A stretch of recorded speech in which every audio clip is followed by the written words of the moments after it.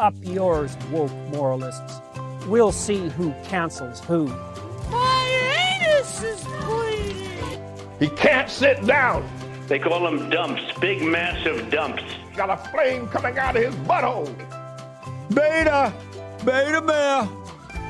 Get in a long tube with a bunch of demons. Don't you ever do that. Don't you ever do that. I tell you don't do it. Oops.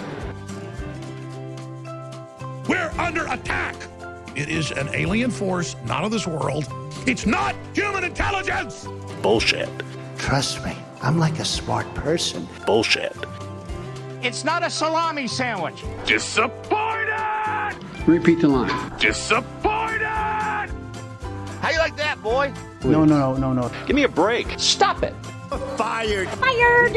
Fired! Bitch, move it along. Now witness the firepower of this fully armed and operational battle station. Where the water rushes out to sea because you could never handle it.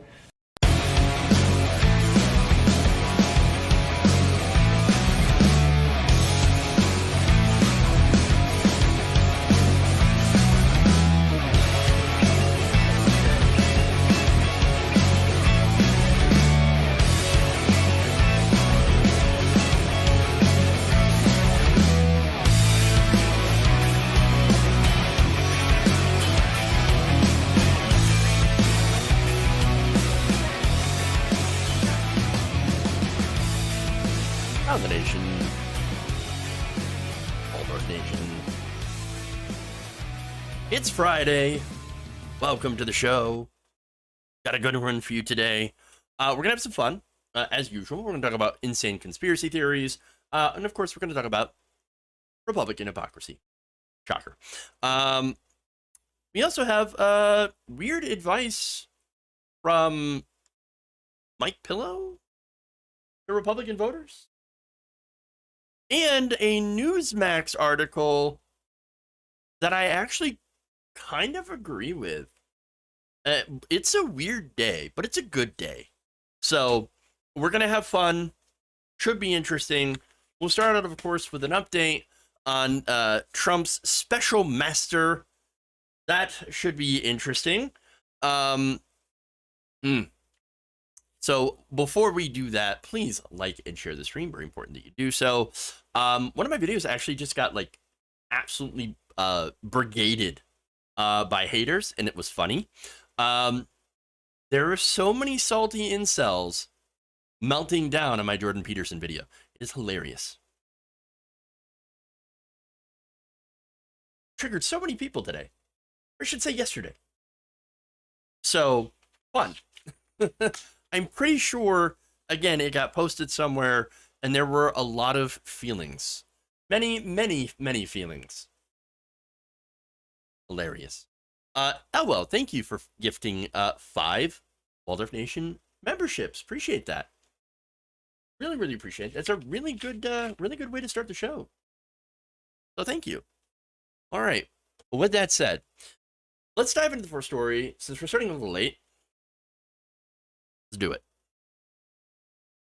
Whoop. I'm pressing buttons here. Too many buttons. Many buttons. There's insanity in the control room. All right.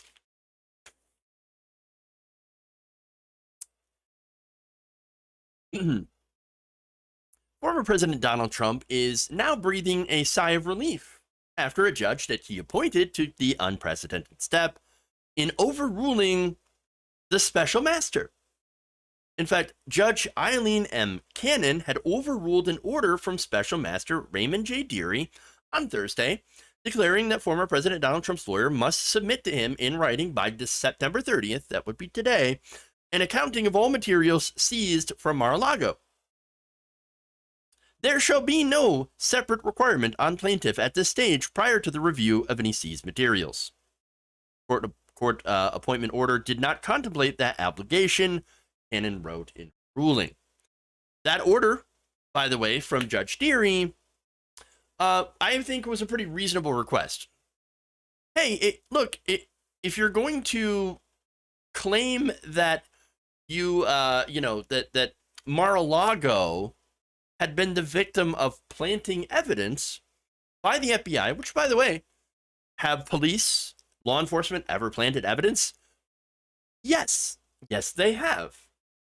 So, okay, if you have these allegations, then why don't you prove it by at least, at the very least, telling us what you have? That's it. We're just trying to ask what you have. And if it matches up with the records of the FBI, I mean, real simple to tell, right? Real simple. Now, the order from Deary, whom Trump's team had requested, they asked for him, had ordered them to submit a declaration or affidavit that includes each of the following factual matters. A list of any specific items set forth in the detailed property inventory that plaintiff asserts were not seized from the premises on August 8th, 2022. Again, Deary made that request to clarify whether or not Trump and his legal team truly believe that the FBI had literally planted evidence during the raid. Again, they're talking about it. Donald Trump's been making that argument on his, Truth, essential. his platform for months. Here's what he said earlier in this month. They leak, they lie, plant fake evidence, allow the spying on my campaign, deceive the FISA court, raid, and break into my home. Lose documents. Wait, they lost documents? Really? And then they ask me, as the 45th president of the United States, which you're not. You're no longer president of the United States. Yes, you were the 45th, but you're not president anymore. To trust them, look at the IG reports on Comey, McCabe, and others. Things are safer in the middle of Central Park. Yeah, he says all that stuff, but yet, for some reason, his lawyers don't seem to want to go on the record making that argument in court. Weird. Well, I wonder why that is. Huh? Now, of course, maybe it's because they have to go under oath to make that statement. To make that argument. And perhaps even provide some shred of evidence to say, to back up the idea that we do believe the FBI had planted some evidence against us, and there is this conspiracy. Well, I don't think they have any of that evidence. For one, they had no issue they would have had no issue with Deary's request had they had the evidence, right? Secondly, Mar-a-Lago, they had security cameras. And yes, those security cameras were momentarily turned off, but then they had requested, hey, we'd like to keep those on. And the FBI granted them that request. So yes, they were allowed to keep the cameras on during the search. So if the FBI planted evidence, the camera footage would have caught that. Wouldn't it have? But they're not making that case in court, and it makes you wonder why. Look, to me, it feels like all the lawsuits during the 2020 election. You remember that, right? You remember that none of them argued that there was massive voter fraud in an election, because then they would have to actually lie under oath and provide evidence. But they don't have evidence, and so they were not taken seriously. A lot of those other cases were about things like process, drop boxes, early voting, things that they believed were unfair. So unfair. But no evidence of mass voter fraud. But let's get to the real issue here, okay?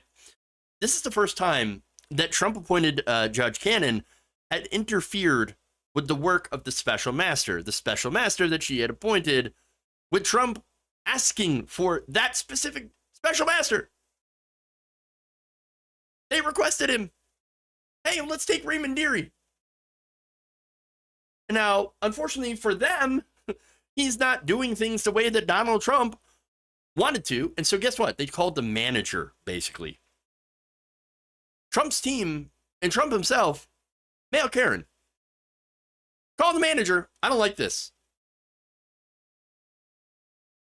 And again, that's the thing, though. Trump has, through this ruling, Trump has shown that he does have a corrupt judge on his side. That gives him just about every single thing that he wants. And since now Trump is no longer required to prove the claims of planted documents in court, he will continue to openly lie and, most importantly, stall for time. Now, Cannon even set a new deadline for October 5th to finalize a document, review vendor, a step that Deary had hoped would have only taken 1 or 2 days. Now he's got a few more extras, at least a week. But apparently, his history of not paying vendors, basically anyone else, according to their own filing, this is the Trump team saying this, we couldn't find vendors that could deal with all this amount of paperwork that Trump had taken from Mar-a-Lago. Oh, so it means you took a lot of documents. Yes, 11,000 documents, specifically. So, yeah. Now, look, a quick note here, by the way, on paying people. A couple of days ago, I talked about this lawyer, Chris Kise. Chris Kise, unlike the other clowns on his legal team, happens to be a real accomplished lawyer. I don't agree with him. He's massive conservative, but at least he's smart. And you could tell because before he even agreed to work with Trump, with the Trump team, he had to receive a cash advance of $3 million. No, you give me the money first and then I'll work for you. And by the way, he's no longer even on this case. They moved him off the case. Why? Again, going to how he actually might be way smarter than the clown shoes lawyers that he already has. Probably said, I'm not going to lie for you. I'm not going to put my license on the line. I'm not going to put my career on the line. I'm not going to, be in contempt of court. No, I'm not going to lie. Under oath. You want to lie, you can lie all the time you want. But I ain't gonna. All right. And so now apparently they figured out a way where they don't have to. The legal team doesn't have to lie on Trump's behalf. Thanks to Judge Cannon. That said, you have legal experts here who weighed in on this. This is Andrew Weissman, former DOJ prosecutor, that, Judge Cannon tinkers badly with, and with typos, Judge Deary's scheduling order, relieving Trump of obligation to say whether docs were planted, even though she had wanted a clear inventory of what was found. She is such a disgrace. Can't help but agree with that. Justice reporter Mark Joseph Stern said, yesterday we were told that Trump's Mar-a-Lago lawsuit was a giant backfire because the special master refused to go along with Cannon's corrupt antics, but Cannon was shameless enough to overrule the special master because she is not a real judge. Cannon has, by the way, a lack of experience before being appointed to the bench. But I don't think experience really has anything to do with that. It's more of the fact that this appointment was, again, clearly because she was willing to do Donald Trump's dirty work, to defend him at all costs. That's the point. That's again, experience doesn't matter. How old you are, how many years at the bench, what your qualifications are. None of that matters at all to Donald Trump. The only thing that matters is, are you going to defend me? Are you going to give me the things that I want? Are you going to lie for me? Are you going to intervene on my behalf? And Judge Cannon said yes to all of those things. Again, giving him just about everything he wants. It's amazing. Now, another person, this is Loyola law professor Jessica Levinson, writing, it seems being slapped down herself by the 11th Circuit didn't make Judge Cannon any more circumspect. National security reporter Marcy Wheeler wrote, holy hell, this woman has no shame. Cannon's basically jumping down on a scale that her special master is supposed to still own. It is hilarious, corrupt, shameless, and obvious. Former federal prosecutor Renato Mariotti wrote, this is a minor win for Trump's team because now they don't have to essentially disavow their dubious claims that the FBI planted evidence. But this doesn't change the difficult position Trump is in. He still has to take a position regarding every seized document. And I think that's important. Because look, he still has to figure out how he's going to justify taking government documents that don't belong to him. He doesn't own these documents that he's in possession of. The whole point of the special master, again, is to delay. right? Oh, we got to go through the documents to see if there's anything that's protected by attorney-client privilege and any sort of privileged information. We have to make sure to protect Donald Trump so that that stuff does not get into the hands of the DOJ. Okay, well, those government documents, they didn't belong to Trump. They're not protected by attorney-client privilege. And so those documents, that's the heart of this matter. Documents taking the ones that he does not own, that do not belong to him, that belong to the United States government. Some of which, again, are national security related. That's the issue. Again, forget the classification stuff, which a lot of the stuff was classified. Trump says, no. You know what? I declassified them with my mind powers. Just by thinking about it, declassified. No, doesn't matter. They still weren't his. He still doesn't own them. And the last I checked, in this country at least, we have laws against taking things that don't belong to you. That's why he's still in trouble. And why this is only, again, him trying to delay him being held accountable for it. All right. Moving on.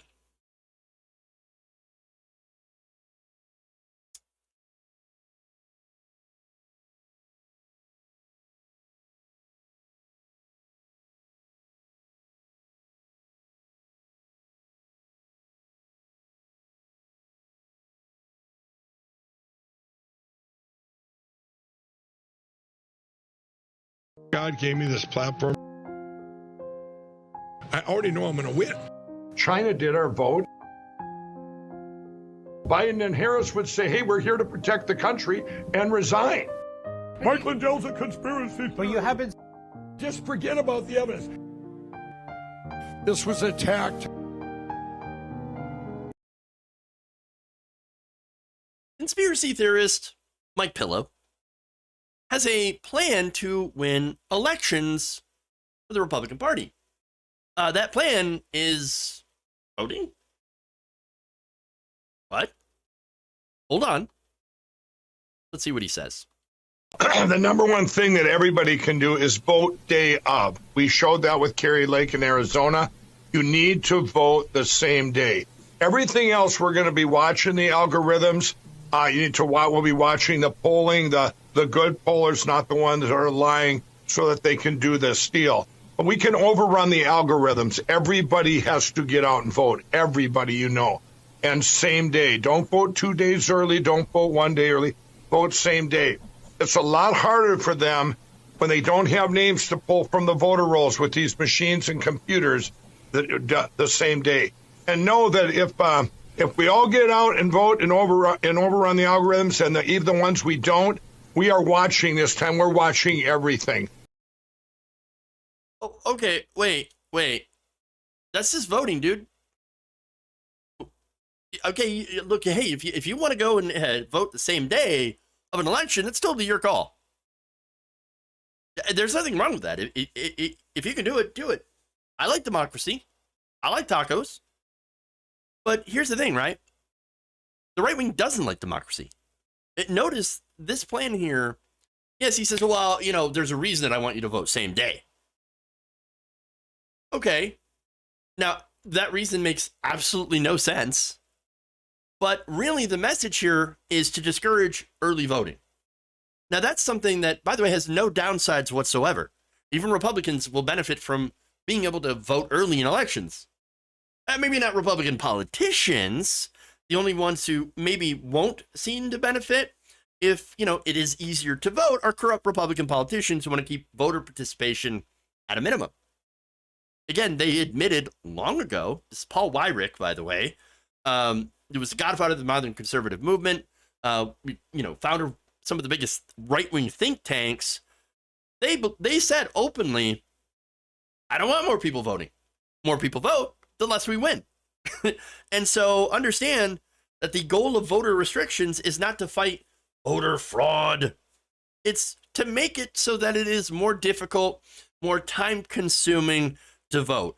to have it take more time, to have it be more of a pain in the ass, so that the average working person in this country, the working class, regular people who are, again, no hate to the boomers, to the older people who are, retired, who are lucky enough to be able to retire and have the whole day to vote, right? That's great for them.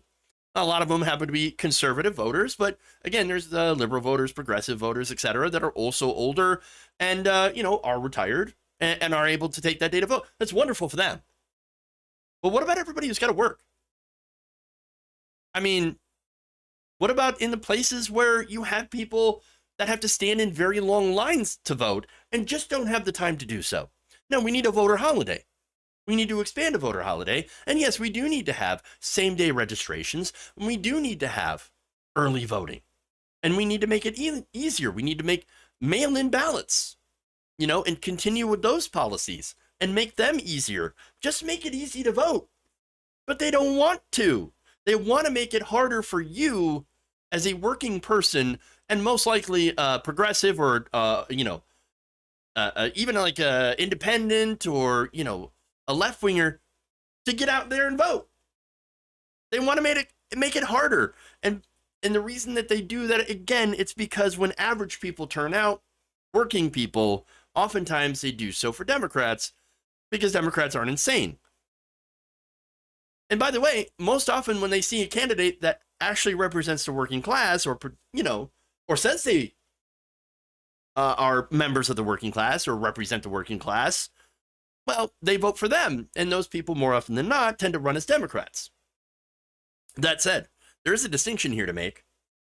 In reality, I've talked about this before, due to the corrosive, influence of money in politics, only a few Democrats actually truly represent the working class and will, do policies that protect the working class. But there are 0 Republicans that do. If they did, they would support higher wages. They would support paid leave. They would support childcare. None of the Republicans ever vote in favor of those things. Democrats do. They do vote in favor of these things.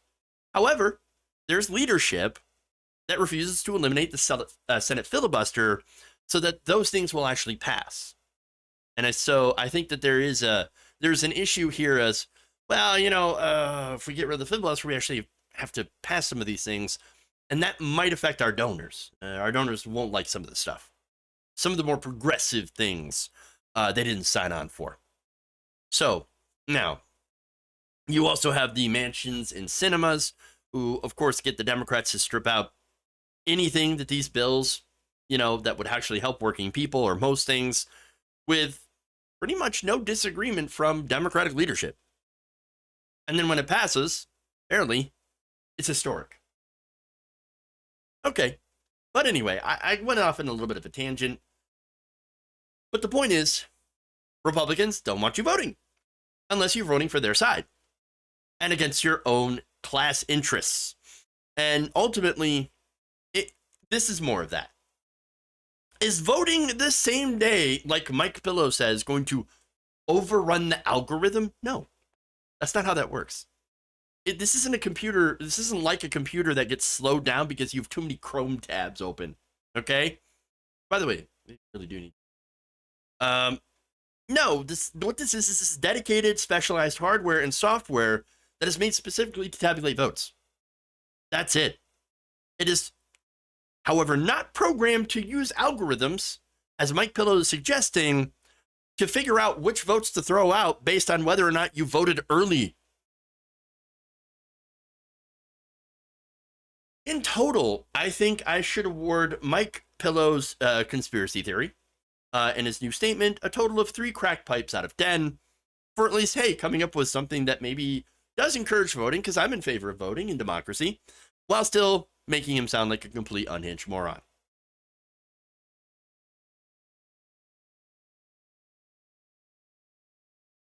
Three crack pipes out of 10. 3, that many? Again, I like voting. I support voting. So I guess if it gets people to turn out, that's a good thing.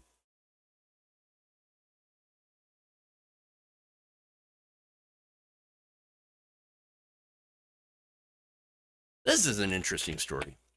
Why don't we get to that?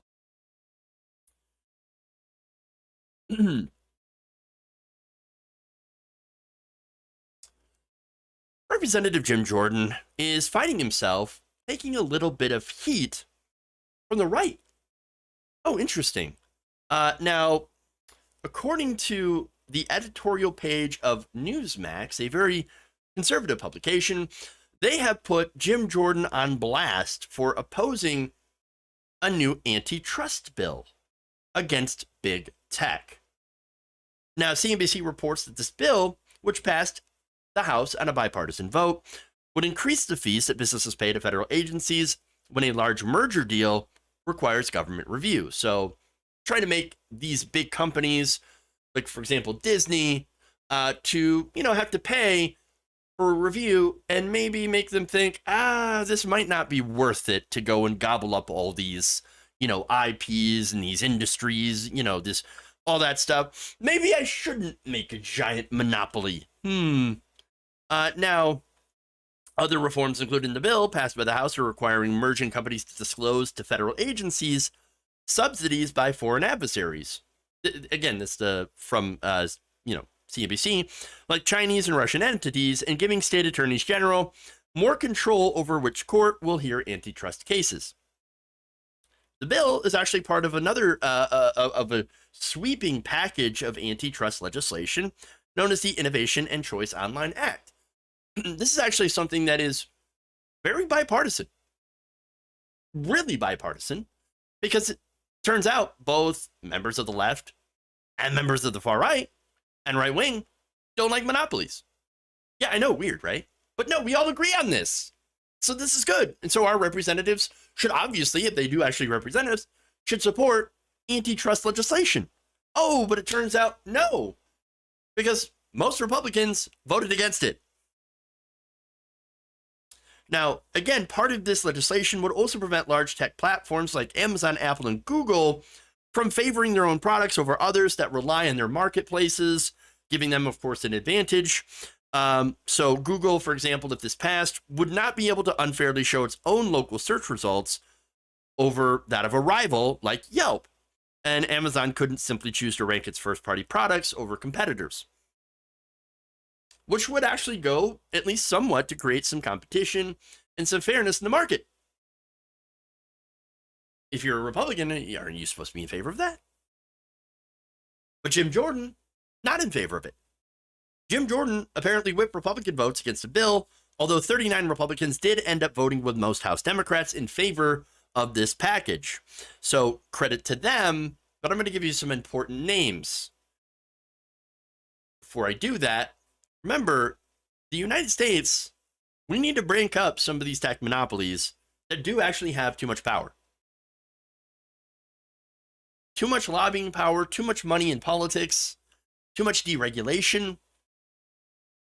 No, we actually do need to regulate some of these tech monopolies. But again, Republicans like Jim Jordan were saying this stuff, well, break up big tech. But ultimately, they actually just don't believe it at all. They don't believe the things that they're saying. So now here's the Newsmax article, the editorial board, that is actually calling him out. I'm going to read some of it. Quote, Newsmax was shocked that Jordan, a strong conservative, would join with Google, Facebook, Twitter, and other big tech giants in opposing these relatively mild antitrust measures. There it is. Newsmax saying something I agree with. They are mild. It's not actually going to break up Amazon, Google, and Facebook or Meta. They're just going to put some mild regulations on it. That's fine. We should go further because it is mild. Great. Now, they also note that the bills enjoy strong support from conservative leaders, think tanks, and media. They completely leave out the fact that there's a lot of progressives that support it. AOC, for example, she voted in favor of this. Ilhan Omar. Again, I believe just about every Democrat in the House voted for this because it's a good bill. Wonderful. Now, who didn't vote for it? No, I said 39 Republicans did vote in favor of it, and I'm honestly shocked it was that many. But what about, the people that have been making the most noise about big tech? Like Lauren Boebert, like Marjorie Greene. How'd they vote? Oh, looks like they voted against it. Oops. They did. They said, oh, monopolies, great. Yeah, no, let's not, make sure to regulate these and make it so that these companies don't continue to gobble up everyone else and corner the market.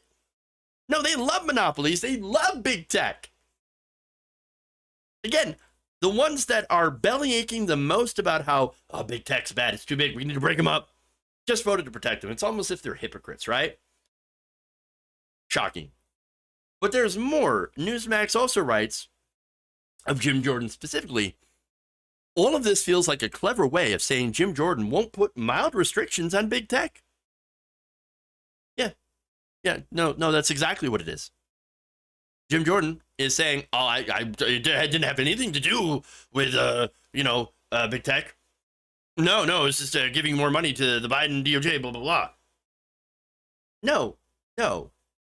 Jim Jordan refuses to put tiny restrictions on these tech companies. Newsmax also writes, so who cares if the Democrats support it if it's a good bill? And it's true. They say the bills don't address censorship, but why not take small steps to limit big tech now and address censorship in the next Congress? Of course, these measures need funding, and the GOP will have oversight of that funding soon. As for the Jordan plan to stop big tech, we'd love to see that next year when Republicans take control of Congress. So, look, I got news for you. Jim Jordan's not going to do a damn thing about big tech monopolies because, again, he loves them. They all do. They love corporations. They love monopolies, but they continue. Remember, these antitrust bills are supported by the Conservative Heritage Foundation and many conservatives, including Utah Senator Mike Lee, Arkansas Senator Tom Cotton, and Florida Representatives Byron Donalds and Matt Gaetz. Byron Donalds and Matt Gaetz voted against the bill. What a weird way to show that you're in favor of a bill by voting against it. Weird. Now, finally, they wrote, big tech has had their foot on the necks of conservative media. We're not buying catchy slogans from Jim Jordan or anyone else. We expect Congress and House Republicans to back limitations on big tech and their monopolies. And please note, if you side with big tech, you won't have our vote. Look, you know what's bizarre about this? Not the fact that I agree with at least some of the substantive critiques of, big tech firms. Again, your Metas, your Alphabet, Google, whatever, Twitter, Facebook, all that stuff. And, calling out Jim Jordan's, I think that's great. But this article, they have to really twist themselves into a pretzel to make a case without referencing how this has massive bipartisan support among voters. Voters don't like to see these monopolies. Who cares if the other side supports it if it's a good bill? No, 100%. I agree. I agree 100%.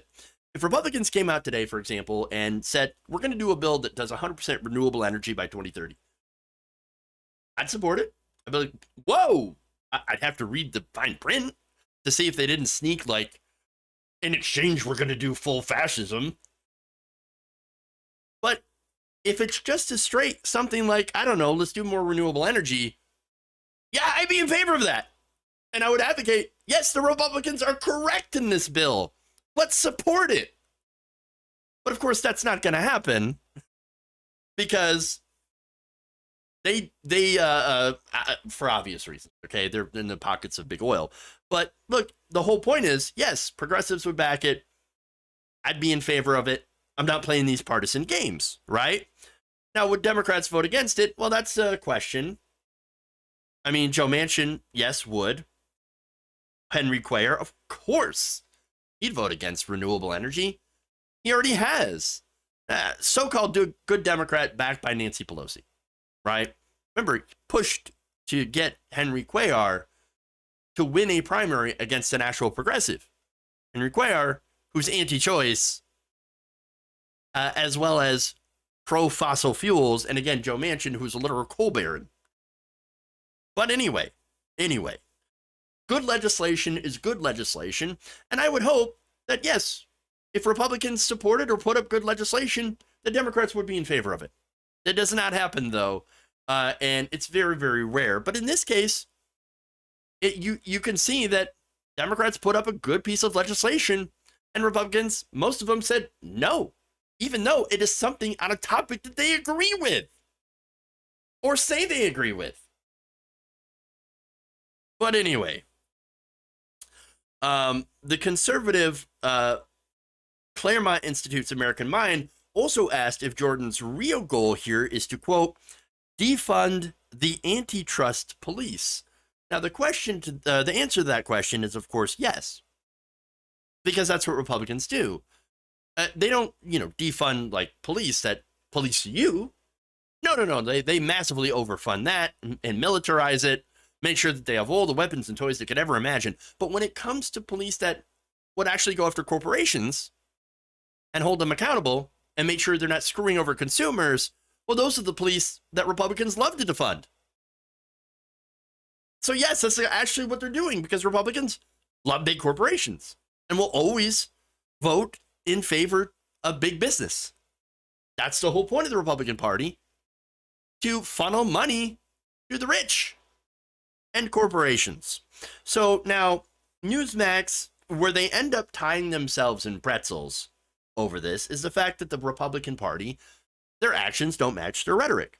Oh, we hate big tech. They're crushing competition. They're censoring us. So then let's deregulate them and allow them to become unstoppable juggernauts through acquisition after acquisition.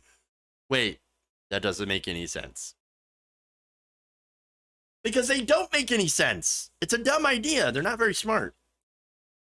But look, if you use this as nothing more than a campaign slogan, well, then I guess it is smart, because you're going to confuse your own voters who are easily confused. And that's the meat of the issue, right? These Republicans that voted against this never meant a damn word of what they said against big corporations. They love big corporations. Ultimately, it's who they work for. They break up big tech, well, that might actually spur the government into enforcing more antitrust measures. I know if they actually have antitrust measures and use them, they might want to use it more in other sectors, for example, like media. And I know of at least one big company, although I think all of them are the same way, that would rain hell on anyone who dared try to break up these monopolies. They don't care about big tech. In reality, their entire crusade against tech companies is just based on the fact that they can no longer get away with saying some of the most hateful, horrific things, racist things against people online. And all they want is the freedom to say the N-word without getting banned. So, there it is.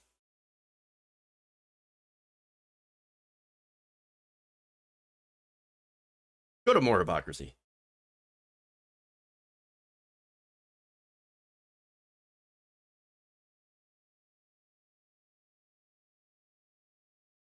For all the big talk about mental health care for students in regards to mass shootings, you would think that some of their politicians would support mental health care for students. Shockingly, or maybe not, they don't. Not at all. In fact, a bill titled the Mental Health Matters Act recently passed a Democratic-controlled House in a party-line vote, 220 to 205.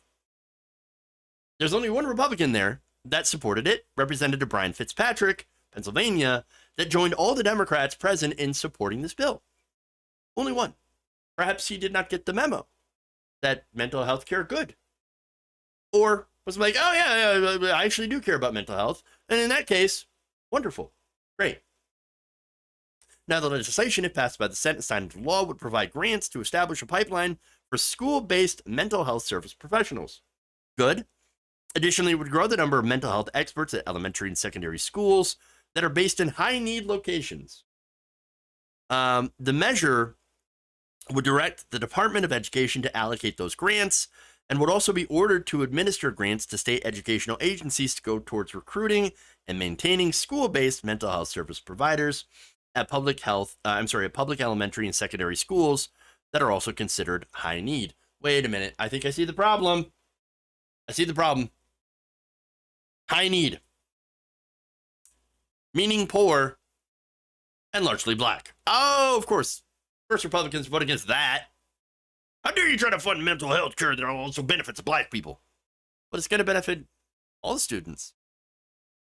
Doesn't matter, though. They don't care. See, here's the thing, though. There is an issue with mental health, and this is why this is important. And it's not just when it comes to mass shootings, which, by the way, yes, mental health is important for for the victims of mass shootings. But there are other also really important issues in schools which would necessitate having mental health staff available and, mental health funding. The World Health Organization also revealed back in March that in the first year of the pandemic, the prevalence of anxiety and depression around the globe grew about roughly 25%. So according to the 2022 Kids Count data book released in August, about 1.5 million children in the U.S. experienced depression or anxiety throughout the first year of that pandemic. So now, look, pandemics, and I don't think it's really gotten any better, because pandemics, turns out, they're not easy to live through. Yeah. And by the way, there are still long-lasting effects from the COVID, which has not ended. We're going to be dealing with COVID for some time now, for a long time. People are still dying of COVID. And many more are suffering from long-term symptoms, long COVID. And not only COVID-related, but you also have mental health needs of people who lost family members from either mass shootings or COVID. And of course, you also have the normal mental health issues, right? Where people just need counseling or some sort of help in schools. Now, the legislation also mandates that disability accommodations be available to incoming students at higher education institutions if they have documents outlining disability. I think that's also important. And it also establishes a grant program to bolster access for students to evidence-based trauma support and mental health services through projects that connect schools and local education agencies with trauma-informed assistance and mental health systems. So all that stuff is good stuff. And yet, the right wing doesn't want to do this at all. And I think the hypocrisy here is pretty easy to see, especially getting back to the issue of mass shootings, right, in schools. Well, they say don't do gun control. We care about mental health. You should do mental health instead. Okay, so Democrats try to do mental health, and the right wing votes against it. And they also try to do gun control, and of course the right wing votes against it. Understand that it's not about mental health at all. It's about guns. And look, of course, let me just be very, very clear. Mental health is not a large factor in gun deaths or mass shootings. It's really not. The Republicans come at it from a false perspective. They're putting out a false narrative that, oh, they're just mentally ill. That's the real problem here. But it actually isn't. Mental health is a small factor in gun deaths. The biggest factor, of course, is guns. So, of course, if Republicans did fund mental health care, especially when it comes to schools, well, they won't be able to use the excuse of, oh, it's mental health. What are you going to do? They're mentally ill. And then, well, people would be forced to look at the guns, and they can't have it.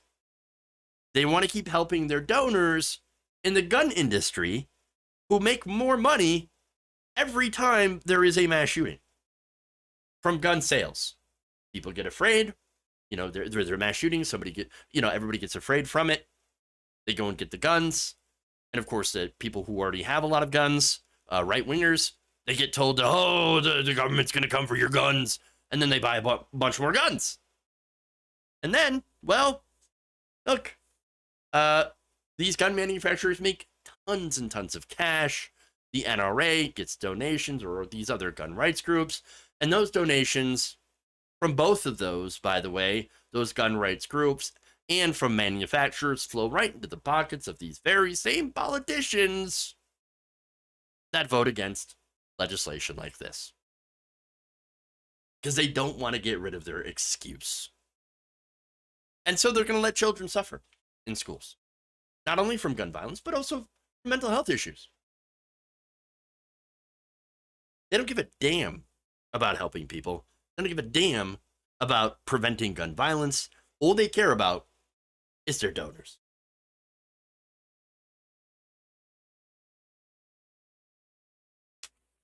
Okay.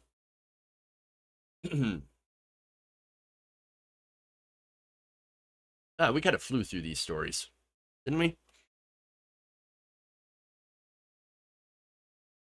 So we've got some fun stuff here.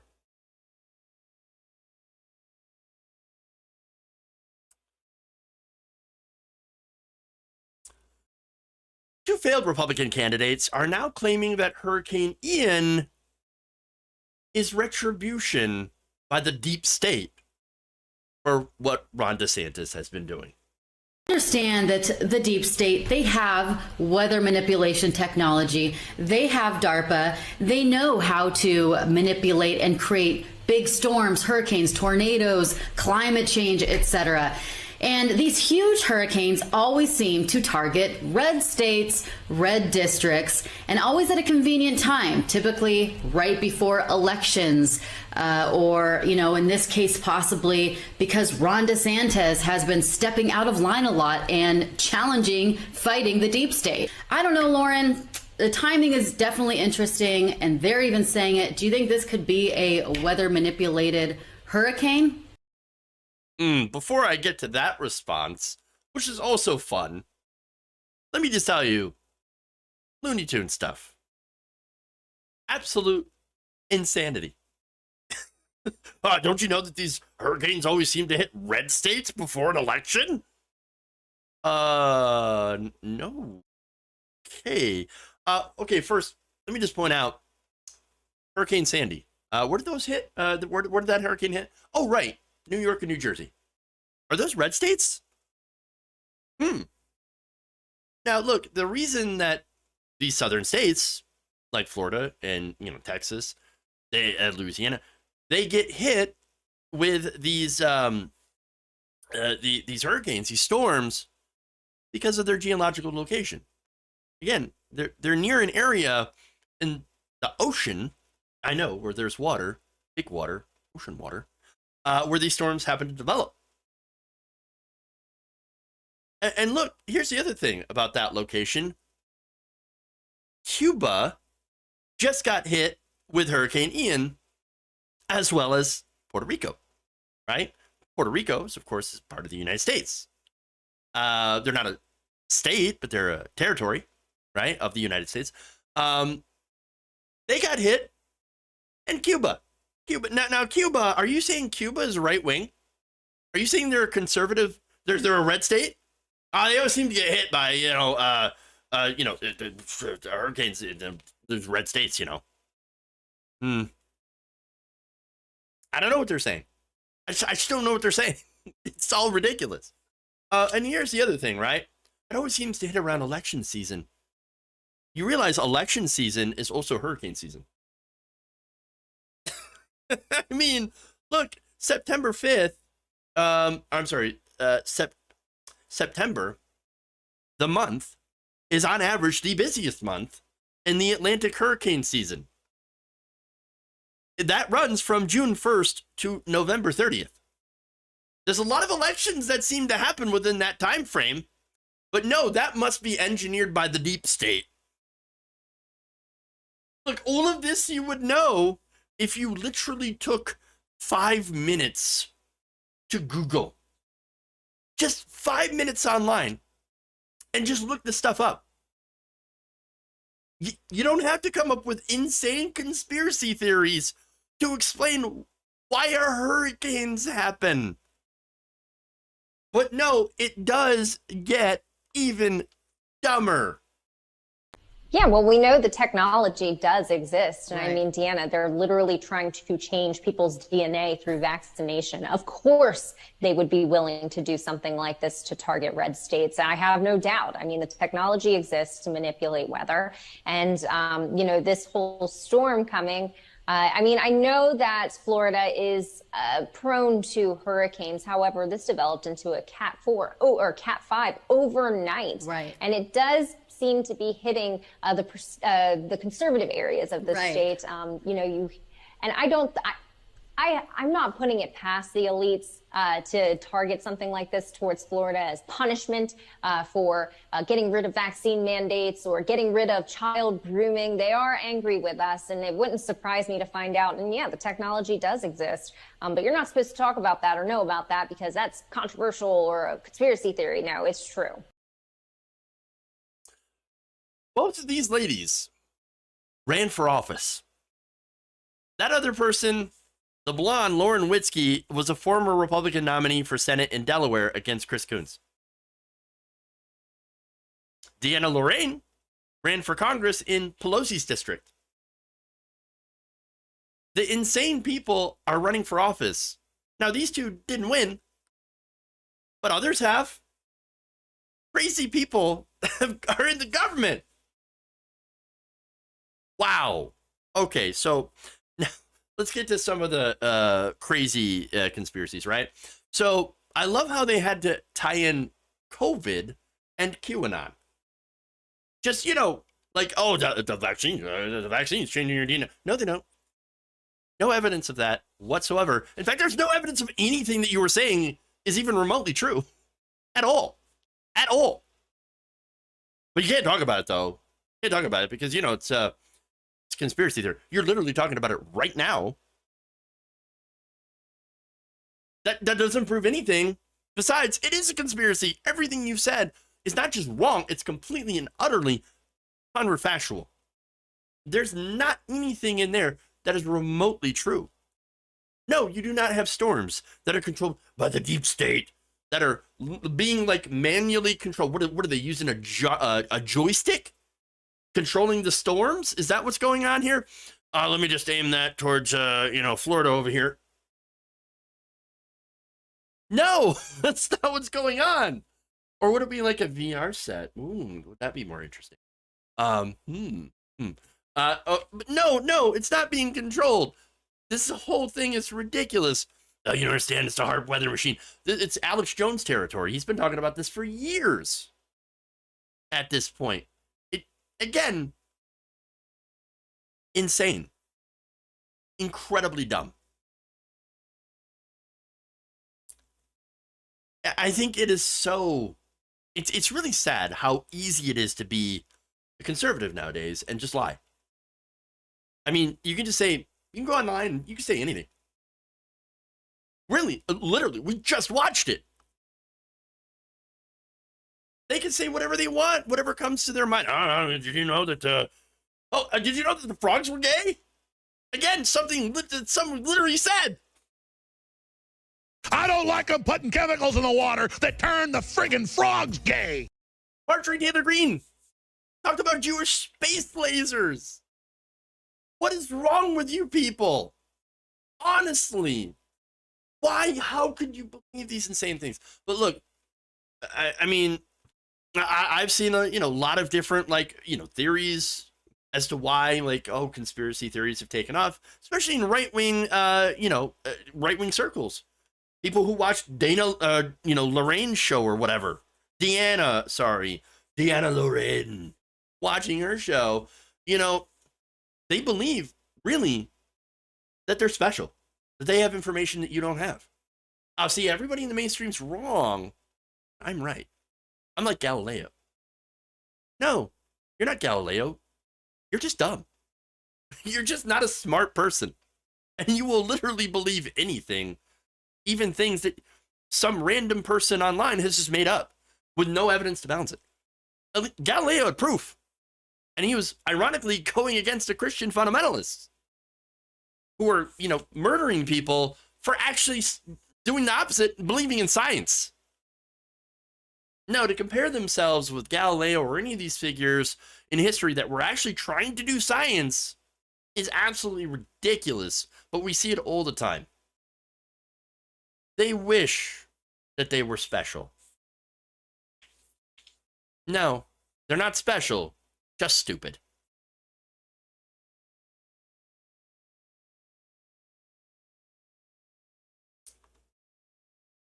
It's not human intelligence!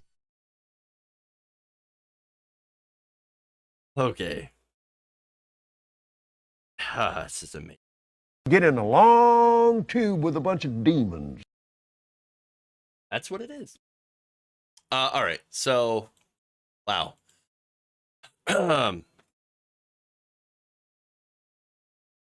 That's it. That's all I got for the show today.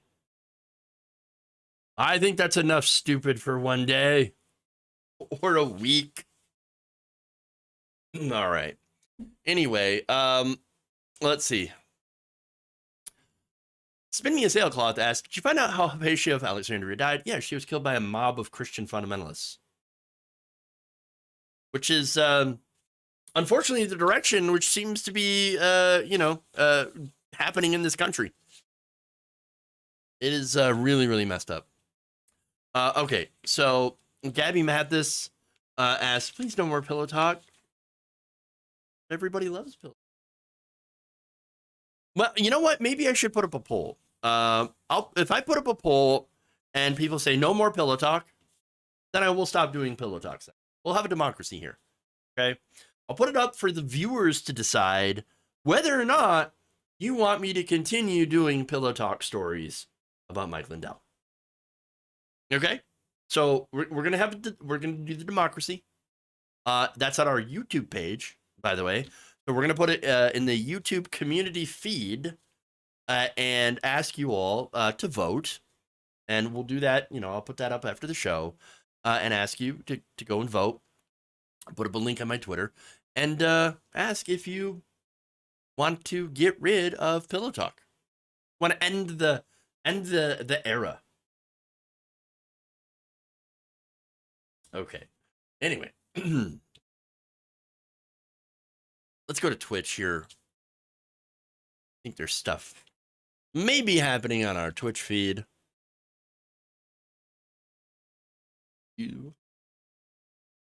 It's not a democracy for Twitch. No, it is an oligarchy. Let's see. Here, Rialin86, thank you for gifting 5 community subs. Appreciate that. Let's see. Jayhawker 41 the Ball Dragon, thank you for subbing for month to tier 1. 11 months. Appreciate that. Service Alpha Gaming, thank you for gifting a tier 1 sub. And also another sub. So that's 2. Wonderful. Let's see. You know what? I could do a poll. Maybe I'll do a poll on Monday because Twitch kind of operates on the whole live thing. And maybe a Twitter poll as well. So okay, we can do that. Yeah, we're gonna do a democracy. So all right. With that said, please everybody have a great weekend, but don't forget to like and share the stream and like and share the videos. Check us out on the YouTube channel, of course, as well as our Facebook channel. All that stuff. Wonderful. See you back here on Monday, I guess. Have a great weekend. Love you all, and remember, change begins with you.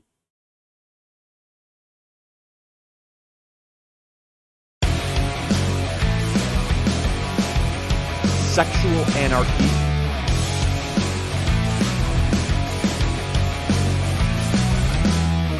And why their due process rights are being so flagrantly and horrifically violated.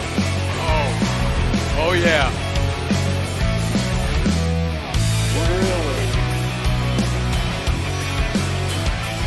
We're under attack.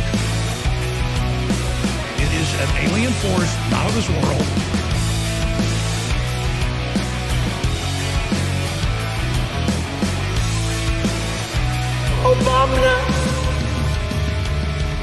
People are flushing toilets 10 times, 15 times. They're kicking me out the door. They're kicking me out the door. Fired! Fired!